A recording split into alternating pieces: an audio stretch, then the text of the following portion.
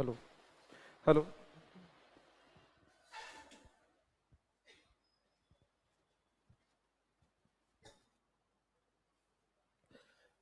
Hello, नमस्कार, स्वागत है आप सभी का अपने YouTube चैनल पर।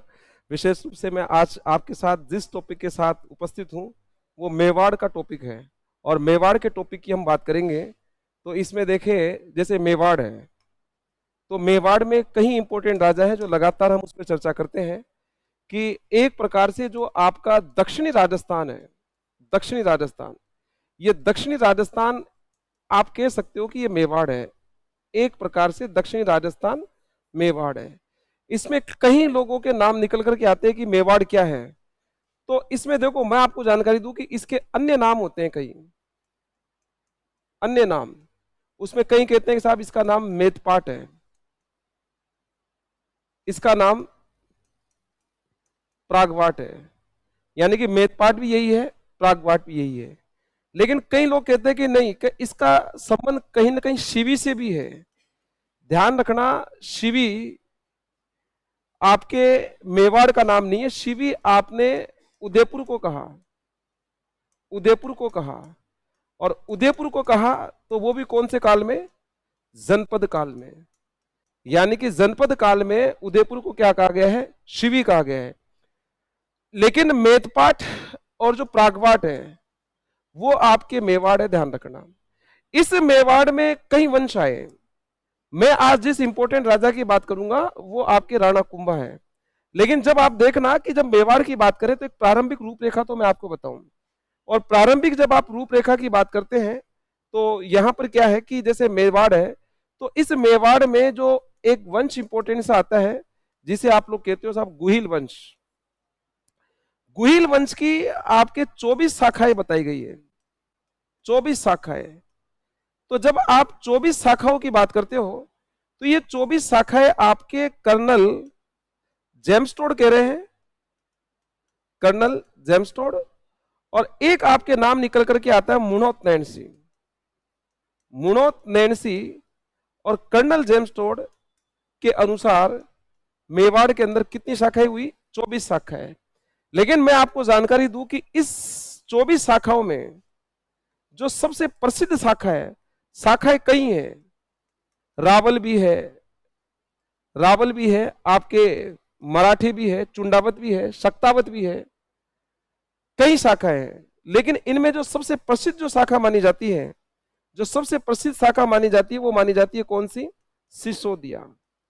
और जो सिसोदिया शाखा है, इस सिसोदिया राजा के नाम अपने नाम से पहले क्या लगाएंगे? राणा।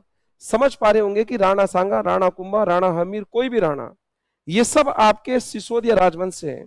तो ऐसे ही मैं आज इतिहास के एक महान राजा पर चर्चा कर रहा हूं और उसका थोड़ा सा बैकग्राउंड आप जान पा रहे होंगे क्योंकि मुझे चर्चा करनी थी राणा कुंभा पर। और जब मैं राणा कुंभा पर चर्चा कर रहा हूं तो राणा कुंभा का एक बैकग्राउंड आप लोग जान रहे होंगे कि राणा कुंभा मेवाड़ का राजा है। मेवाड़ मेदपाट प्रागपाट है। शिवी जनपद काल में उदयपुर को कहा। गुहिल वंश यहाँ पर है। गुहिल वंश की 24 शाखाएं हैं और इन 24 शाखाओं में सबसे प्रसिद्ध शाखा सिसोदिया मानी जाती है, जो अपने राजा अपने नाम से पहले राणा को लगाते हैं। इसी प्रकार यदि हम एक चर्चा की बात करें तो यहां पर जो राणा कुंभा है, राणा कुंभा का समय 1433 से लेके 1468 माना गया है। 1433 से लेके 1468।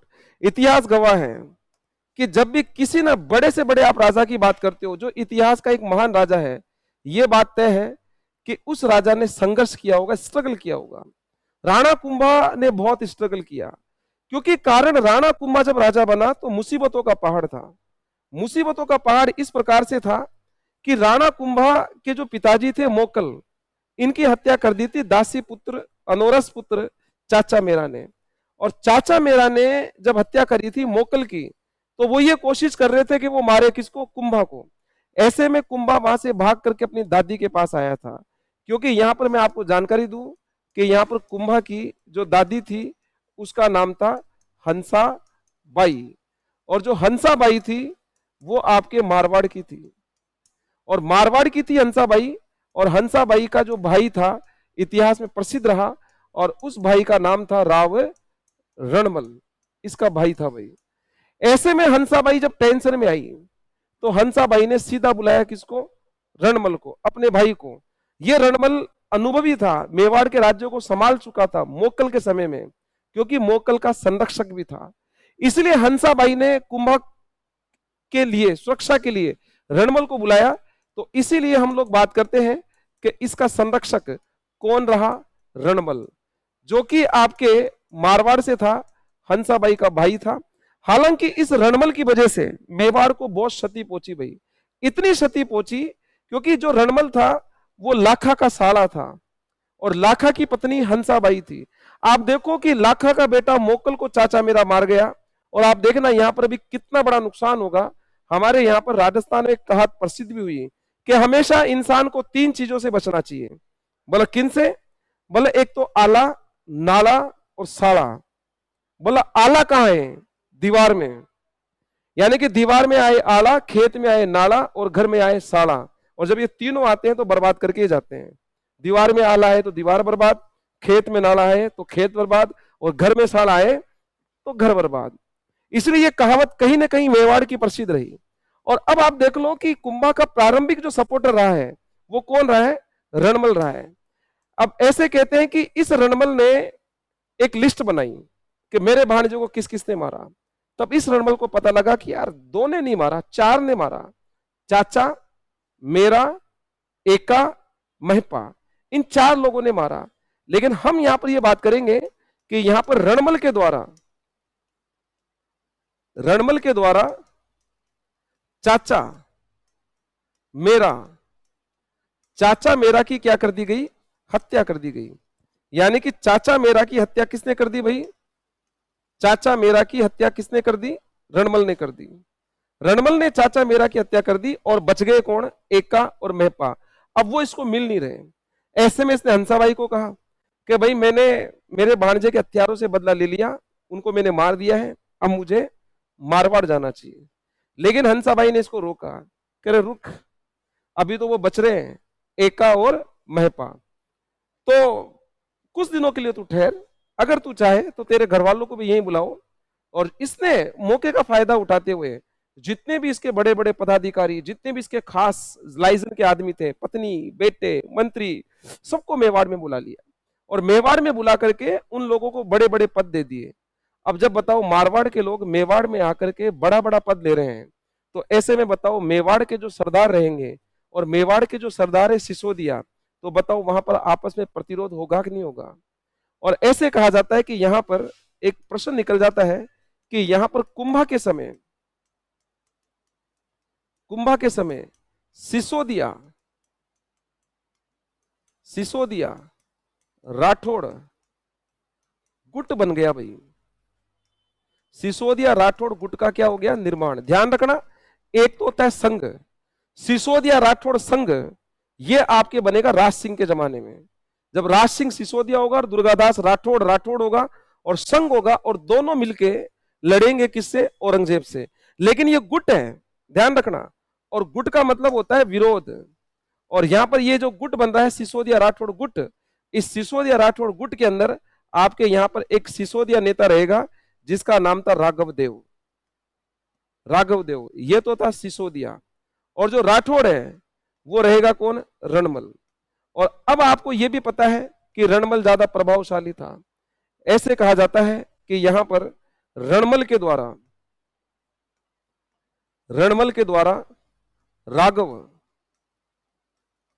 राघव देव की क्या कर दी? हत्या। इसका मतलब अब आप कह सकते हो कि यहां पर रणमल और भी प्रभावशाली हो गया।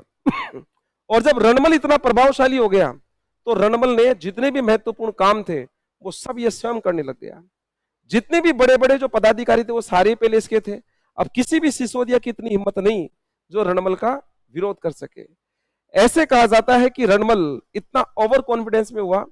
एक दिन की बात है कि रणमल कहीं से आया और अपनी प्रेमिका के पास आया। आपको पता है कि राजा महाराजा है तो राजा महाराजा शराब वराब का इनका सेवन करते ही है, रोज इनके पार्टी वार्टी चलती है। तो शाम का समय था और जब ये पी करके आया रणमल और अपनी प्रेमिका के पास आया, आप बोलोगे साहब इसकी प्रेमिका, क्योंकि प्रेमिका तो होनी है, क्योंकि मान के चलो कि ये मारवाड़ का है। तो एक राजस्थान में एक प्रथा होती है जिसको हमारे लोग बोलते हैं डाबरिया प्रथा। इस डाबरिया प्रथा में क्या होता है कि जब भी किसी राजकुमारी की शादी होती है, रानी की शादी होती है, तो वो जब ब्याह करके आती है तो उसके साथ वहीं से बहुत सारी दासियां आती है। और जब बहुत सारी दासियां आती है तो वो दासियां परमानेंट रानी के साथ रहने लग जाती है उसके ससुराल में। इस प्रथा को इतिहास में क्या बोलते हैं? डाबरिया प्रथा। अब आप समझो कि जब शादी हुई होगी हंसाबाई की, तो हंसाबाई की जब शादी हुई होगी तो ऐसे कहा जाता है कि इसकी एक दासी थी जिसका नाम था भारमली। और भारमली ये आपके रही कौन सी प्रथा के द्वारा? डाबरिया प्रथा। अब आप समझो ये सब एक ही उम्र के रहे होंगे, ये तीनों के तीनों, चाहे आपके हंसाबाई हो, चाहे रणमल हो, चाहे भारमली हो, तीनों मारवाड़ के हैं। और ये तीनों के तीनों इसकी दादा की उम्र के लगे, दादा दादी की उम्र की। और ये मारवाड़ का है तो इसका मतलब ये इसको भी जानता होगा। और क्या जानता होगा? बढ़िया तरीके से जानता होगा, क्योंकि इसकी प्रेमिका थी, पूरा विश्वास रखता था इस पर। लेकिन ऐसे कहते हैं कि जब ये कहीं से आया तो इसने भारमली को नशे में कहा कि अब बहुत जल्दी तुझे मेवाड़ का राजा बनाऊंगा, मेवाड़ की महारानी बनाऊंगा। ये दिमाग खराब हो गया इसका। बोला मैं मेवाड़ की महारानी कैसे? बोला तू टेंशन मत कर, मैं कुंभा को मारूंगा। यानी कि रणमल ने योजना बना ली किसको मारने की? कुंभा को मारने की। और जब इसने कुंभा को मारने की योजना बनाई तो हंसाबाई घबरा करके, मतलब भारमली घबरा करके किसके पास पहुंची? हंसाबाई के पास। हंसाबाई को पूरी बात बताई। हंसाबाई को पता था कि उसका भाई ऐसा कर भी सकता है, और हंसाबाई टेंशन में आई। ऐसे में हंसाबाई टेंशन में आकर के, क्योंकि अब जिसको रक्षक बनाया वो ही भक्षक बन रहा है, हंसाबाई थोड़ी सी टेंशन में होकर के हंसाबाई पहुंचती है, पत्र लिखती है किसको? कुंवर चुंडा को। क्योंकि कारण वो इनके पारिवारिक था, और पारिवारिक था। और जब आप लोग कुंवर चुंडा की बात करते हैं तो जो कुंवर चुंडा है उसे आप लोग मेवाड़ का भीष्म पितामह कहते हैं भाई, भीष्म पितामह। जब मैं लाखा पढ़ाता हूं तो उसके साथ में इसका डिस्कस करता हूं, क्योंकि लाखा के बाद यदि कोई राजा बनता तो कुंवर चुंडा ही बनता। लेकिन यहां पर जब हंसाबाई की शादी हुई थी, मारवाड़ वालों ने एक शर्त रखी थी कि हंसाबाई की शादी जब भी होगी जब उनसे उत्पन्न संतान ही राजा बने। और हंसाबाई और लाखा से उत्पन्न जो संतान हुई थी उसका नाम मोकल था। इसलिए कुंवर चुंडा ने एक प्रतिज्ञा ली थी कि मैं अब राजा नहीं बनूंगा, और राजा नहीं बनने के उपलक्ष्य में मेरे जो वंशज है वो चुंडावत कहलाएंगे। और चुंडावतों ने यहाँ पर 16 ठिकानों में से 4 ठिकाने लिए थे, जिसमें बेंगू भी था, सलूमर भी था, आमेट भी था, और देवगढ़ भी था। ये 4 ठिकानों के जो सामंत होते हैं वो आज भी चुंडावती कहलाते हैं। और हंसाबाई के विरोध के कारण, हालांकि ये मोकल का संरक्षक बना था, लेकिन हंसाबाई के विरोध के कारण यहाँ पर जो चुंडा था वो मालवा के राजा होशंग शाह के पास चला गया था। और तब से ये होशंग शाह के पास ही था। और इसके पास ये जब खबरें पहुंची, हंसाबाई ने इसको बुलाया कर भाई हम भी तुम्हारे कुछ लगते हैं, और इस प्रकार की यदि मारधाड़ यहाँ चल रही है, ये खुद भी आना ही चाहता था। और जब ये खुद भी आना चाहता था तो ये जब आया और इसको बताया कि भाई राघव देव को मार दिया मेरे भाई ने। और राघव देव का नाम इसलिए लिया क्योंकि राघव देव आपके चुंडा का भाई था। और बोला कि कुंभा को भी मारना चाहता है, और कुंभा को भी वो मारना चाहता है। जब इस प्रकार की बातें उसके पास पहुंची तो बोला भाई तुम्हें ये बात किसने बताई? तब इसको पता चला कि ये बात पहुंचाई भारमली ने। तब कुंवर चुंडा ने भारमली के साथ मिलकर एक योजना बनाई। बोले तू उसकी प्रेमिका है, तू मेवाड़ का साथ दे रही है, ये तेरी देशभक्ति है, इतना सा काम और कर। बोला क्या काम? कि जब आज शाम को आए तो तू उसको इतना पिला, इतना पिला, पिला पिला के कर दे उसको बेहोश, और जब वो बेहोश हो जाएगा तो हम उसको मार देंगे। ऐसे कहते हैं कि जब वो पहुंचा तो भारमली ने उसको कहा कि तुम रोज पी के आते हो, आज मेरे हाथों से पियो। और भारमली जब उसको पिलाना स्टार्ट करती है तो वो ये देखता है कि कल खुश हो गई, मैंने कहा था इसको महारानी बनाने के लिए, आज खुश हो गई। रणमल ने कहा बोला ठीक है चल आज तू पिला। भारमली ने उसको इतना पिलाया कि वो बेहोश हो गया। और जो उनकी प्लानिंग थी, चुंडा और उसके साथी वो पहुंचे, उसको भान दिया। बल्कि रांगड़ आदमी है, एकदम से होश में आया तो 8-10 को ले डूबेगा, इसको बांध दो। और बांध करके उसके छाती पर बैठे और उसको बुरी तरह जख्मी किया और उसको मारा। और ऐसे कहते हैं कि उसको मार करके उसके परिवार वालों को ढूंढा। इस समय जो उसके परिवार वाले थे, उसका बेटा था, आपने नाम सुना होगा कि रणमल के बेटे का नाम था राव जोधा। राव जोधा भी इस समय श्याम का भक्त था, रात का टाइम था, राव जोधा भी बिल्कुल मनोरंजन में था, वो भी म्यूजिक व्यूजिक सुन रहा था, डांस वांस देख रहा था। इस समय जो सिंगर था उसको इस बात का पता चल गया कि उन्होंने रणमल को मार दिया, अब जोधा के पीछे पड़ रहे हैं। उस म्यूजिशियन ने, उस सिंगर ने अपना गाना ही चेंज कर दिया और उसने बोल दिया कि भाग सके तो भाग जोधा, थारो रणमल मारियो जाए। और जोधा यहां से भागा और यहां पर चुंडा और कुंभा की सेना ने मंडोर पर अधिकार कर लिया। ऐसे कहते हैं कि इस मंडोर को प्राप्त करने के लिए इस जोधा को 15 साल तक संघर्ष करना पड़ा भाई, 15 साल तक स्ट्रगल करना पड़ा। और लास्ट के अंदर एक संधि होगी जिसे हमारे लोग क्या कहते हैं, आवड़ बावड़ की संधि। और उस आवड़ बावड़ की संधि के द्वारा जोधा को क्या मिलेगा, मंडोर। तो यानी कि हम इस निष्कर्ष पे पहुंच जाते हैं कि यहां पर अब यह हो जाता है कि रणमल ने भारमली की सहायता से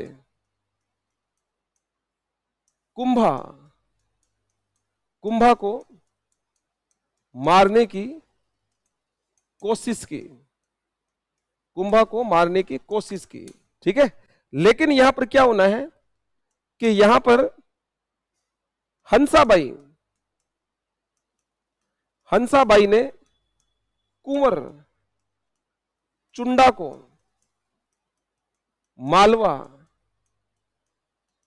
मालवा से आमंत्रित किया, क्योंकि यह मालवा गया हुआ था। ऐसे में क्या हुआ कि यहां पर चुंडा ने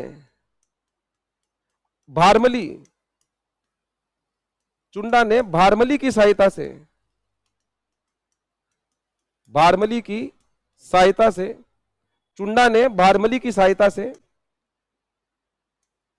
रणमल की हत्या की। और क्या किया, चुंडा ने मंडोर पर अधिकार किया,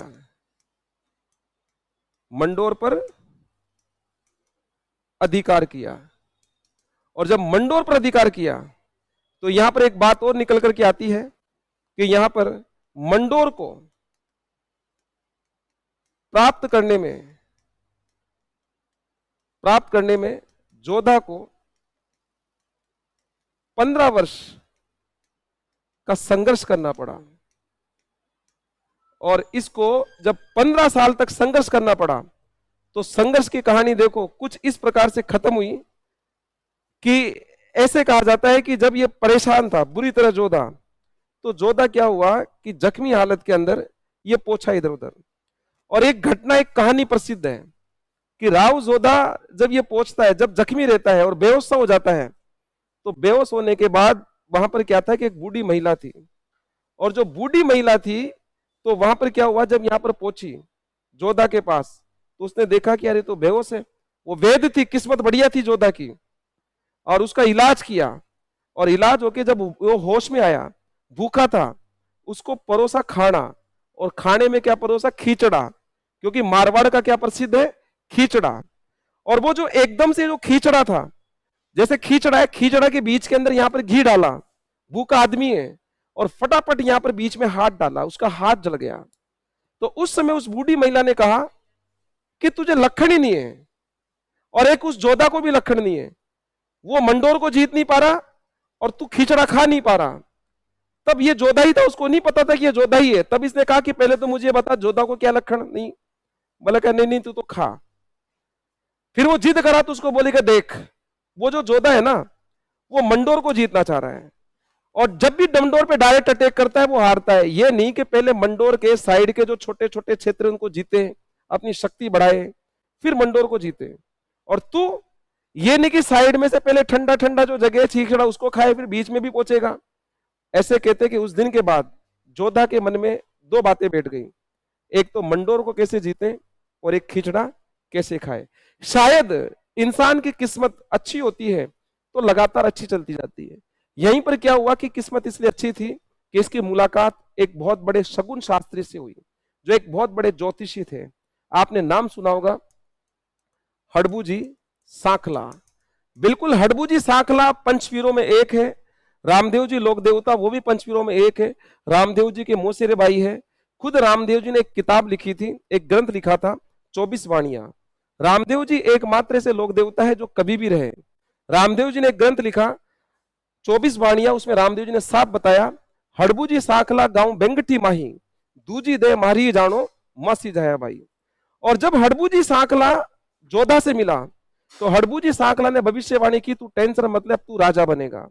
ऐसे कहते हैं कि हडबू जी सांखला ने उसको आशीर्वाद दिया, आशीर्वाद के रूप में कटार भेंट में दी। और इतनी सारे जब उसके साथ ये सारी व्यवस्थाएं हुई, ऐसे कहते हैं कि उसके बाद जब युद्ध हुआ और युद्ध के अंदर कहीं ना कहीं जीत जाता है कौन? जोधा।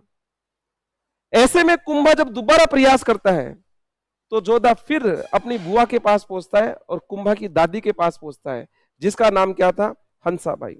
और अगर देख मैं परेशान हूं, मेरे पिताजी का जो किराया है रणमल का, वो मुझे भुगतना पड़ रहा है, 15-15 साल हो गए संघर्ष करते हुए, तू कुंभा को समझा। और कुंभा ने उसको समझाया और लास्ट के अंदर आप लोग पढ़ते होंगे कि दोनों के बीच में 1453 में एक संधि होती है, जिसे आप लोग क्या कहते हो? आवड़ बावड़ की संधि। यानी कि एक ऐसी संधि जिससे मेवाड़ मारवाड़ का सीमा विभाजन होता है, जिसका जो मध्य बिंदु है वो सोजत रखा जाता है। और सोजत कहाँ है? पाली। यानी कि सोजत के एक तरफ मेवाड़ और दूसरी तरफ मारवाड़, और एक ऐसी संधि कर ली गई जिसके अंदर आवड़, आंवले के क्षेत्र मतलब हरे भरे क्षेत्र मेवाड़ को दे दिए, बावड़ बबूल के क्षेत्र मतलब सूखे क्षेत्र मारवाड़ को दे दिए गए। इस प्रकार से मेवाड़ मारवाड़ का सीमा विभाजन हुआ और फिर दोबारा नहीं लड़े, इसलिए इन लोगों ने आपस में क्या कर लिया? वैवाहिक संबंध। वैवाहिक संबंध ऐसे हुआ कि राव जोधा की बेटी संगार कुंवरी और यहां पर कुंभा का बेटा रायमल, दोनों का वैवाहिक संबंध हो गया। इस प्रकार से ये संधि होती। और ऐसे कहते हैं कि इस संधि की जानकारी हमें गोसुंडी शिलालेख से भी प्राप्त होता है, और गोसुंडी शिलालेख आपके चित्तौड़ में है, और गोसुंडी शिलालेख आपके चित्तौड़ में भी है, और इस प्रकार की जानकारी में मिल जाती है। उस गोसुंडी शिलालेख में इस संगार कुंवरी ने अपने पिता का नाम लिखवाया जिसका नाम रणमल था, और अपने दादा का नाम लिखवाया, अपने पिता का नाम लिखवाया जिसका नाम जोधा था, और अपने दादा का नाम लिखवाया जिसका नाम रणमल था। ऐसी बहुत सारी व्यवस्थाएं हैं कुंभा के लिए जो हमें पता चलता है, लेकिन ये तो मैंने एक छोटी सी कहानी बताई। कुंभा राजस्थान मेवाड़ का एक ऐसा राजा है जिसने कई राजाओं को हराया, कई युद्ध जीते, चाहे मालवा हो, चाहे गुजरात हो, चाहे आपके सिरोही हो, चाहे आपके ये जोधपुर वाला मैटर हो। और फिर कल्चर, साहित्य और सांस्कृतिक इतनी भयंकर उपलब्धियां है कि निर्विरोध रूप से आपके श्यामल दास ने तो साफ कहा है कि मेवाड़ के 84 में से 32 दुर्गों का निर्माता किसे कहते हैं? कुंभा। ऐसी ही विशेष परिस्थितियां मैं आपके साथ बात करूंगा और फिर मैं नेक्स्ट क्लास में बात करूंगा। ठीक है, तब तक के लिए धन्यवाद।